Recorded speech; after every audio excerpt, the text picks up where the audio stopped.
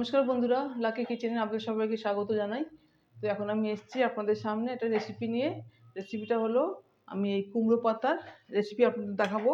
এতে শুধু কুমড়ো পাতাই আছে। তো এই কুমড়ো পাতা আমি আগে একটু ভাপিয়ে নেব। এই কড়াই বসিয়ে দিয়েছি, একটু ভাপিয়ে নেব। নুন আর একটু হলুদ দিয়ে আর ভাপিয়ে নেব।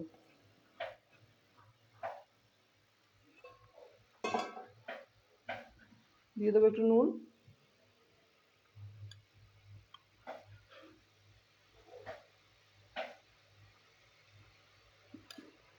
সবটা একটু ভাপিয়ে নিই।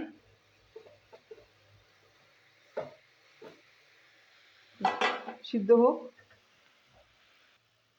দেখুন বন্ধুরা, এই কুমড়ো শাকের মধ্যে দিয়ে দেবো একটু হলুদ, অল্প করে দিলাম। দিয়ে পাতাটা একটু সিদ্ধ হয়ে যাক, একটু নরম হয়ে যাবে, নরম হবে একটু। দেখুন বন্ধুরা, কুমড়ো পাতা নরম হয়ে গেছে, আর এর মধ্যে দুটো কাঁচা লঙ্কাও আছে। আমি একসাথে দিয়ে এটা নরম করলাম, এটা ভাপিয়ে নিলাম। তো এবারে শাকটা আমি নামিয়ে নেবো, একদম নরম হয়ে গেছে।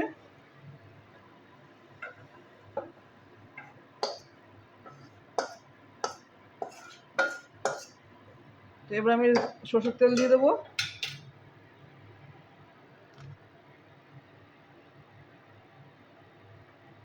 তেলটা একটু বেশি লাগবে, তো তেলটা একটু গরম হোক।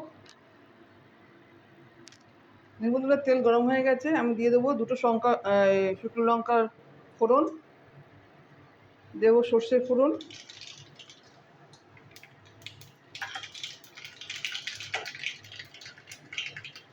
এবার দিয়ে দেবো থেতো করা রসুন,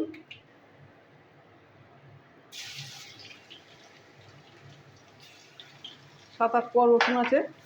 রসুনটা একটু বেশি লাগবে, তাই একদম আগে ভেজে নিই।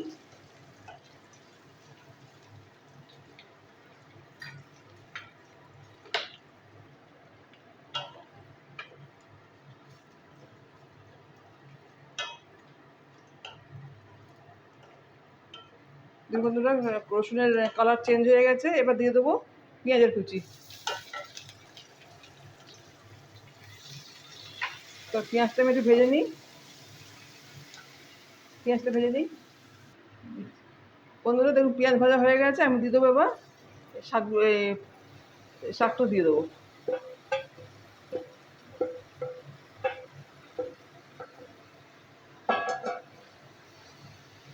এবার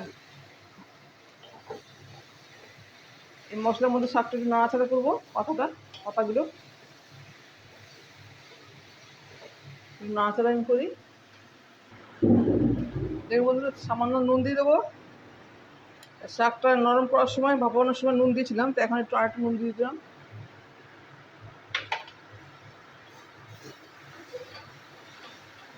তো আরেকটু হোক, নামিয়ে দেবো। দেখুন বন্ধুরা, হয়ে গেছে কুমড়ো পাতা রেসিপি। তো এবার দিয়ে দেবো একটু মিষ্টি, একটু চিনি দিয়ে দিলাম, নাড়াচাড়া করে নেবো। তো হয়ে গেছে আমার কুমড়ো পাতা রেসিপি। তো এবার আমি শাকগুলো ঢেলে দেবো। দেখুন বন্ধুরা, হয়ে গেছে কুমড়ো পাতা রেসিপি। তো আপনারা দেখলেন, ভালো লাগলে অবশ্যই লাইক, শেয়ার, কমেন্ট করবেন, আমার চ্যানেলে সাবস্ক্রাইব করবেন। আর আপনারাও এভাবে বানাবেন। কুমড়ো শাকের পাতা খেতে অনেক সুন্দর, আর গরম ভাতে অনেক ভালো লাগবে। তো এখন আমার রেসিপি আমি শেষ করলাম। নমস্কার, টাটা।